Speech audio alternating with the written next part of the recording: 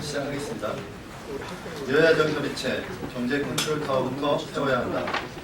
현대경제연구원은 11일 발표한 보고서에서 경제 컨트롤 타워 부재를 우리 경제로 가장 큰 불안 요인으로 지적했습니다. 근 시일 내 미국의 금리 인상이 예정되어 있고 가계부채는 1,300조를 넘어섰습니다. 전세난에 이어 바로 역전세난으로 부동산 시장이 널뛰고 있고 조선 해운업계 구조조정, 급격히 확산되는 AI 문제도 심각합니다. 시급한 이 문제들을 해결하려면 경제 컨트롤 타워가 반드시 필요합니다. 현안 대처에 나설 각 부처 간 엇박자를 해소하고 시장에 일관된 신호를 보내는 것이 위기 극복의 기본입니다.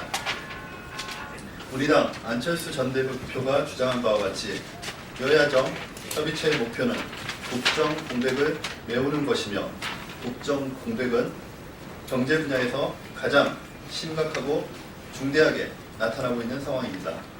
이제 여야 정치권이 국정을 책임져야 하며 신속히 협의해 경제 컨트롤 타워를 세워야 합니다.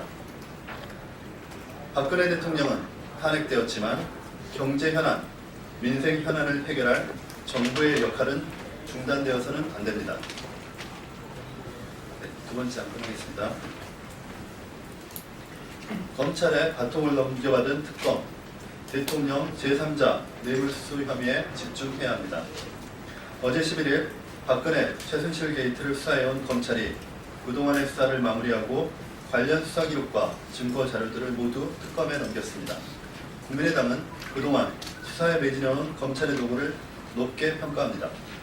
그러나 검찰은 박근혜 대통령의 제3자 뇌물수수 혐의를 밝혀내지 못했으며 문체부 공무원 해임과 관련된 김기춘 전 실장의 직권남용 혐의 그리고 최순실의 국정농단을 방관했던 우병우 전 수석의 직무유기 혐의에 대한 진상을 규명하지 못했습니다. 특히 이 둘에 대한 구속수사에 실패했습니다. 특검은 검찰이 50여일 가까이 수사해온 결과물을 인계받았습니다. 특검은 앞으로 박근혜 대통령, 김기춘 전 실장, 우병우 전 수석에 대한 진상규명을 무엇보다 우선해야 합니다. 특히 그동안 검찰의 수사를 거부해온 대통령에 대한 대면 조사 등 엄정한 수사가 이루어져야 합니다. 현재 입건된 박근혜 대통령에게 적용될 직권남용과 강요 혐의는 입증이 쉽지 않기 때문입니다. 주요 탄핵 요건인 중대한 범죄 행위를 박근혜 대통령에게 적용하기 위해서는 뇌물죄 입증이 결정적으로 중요합니다. 특검은 박근혜 대통령의 제3자 뇌물수수 혐의에 대해 모든 노력을 기울여 밝혀주시기 바랍니다. 마지막 하겠습니다.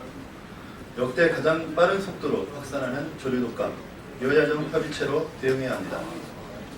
조류독감이 역대 가장 빠른 속도로 확산되며 그 피해도 걷잡을 수 없이 커지고 있습니다.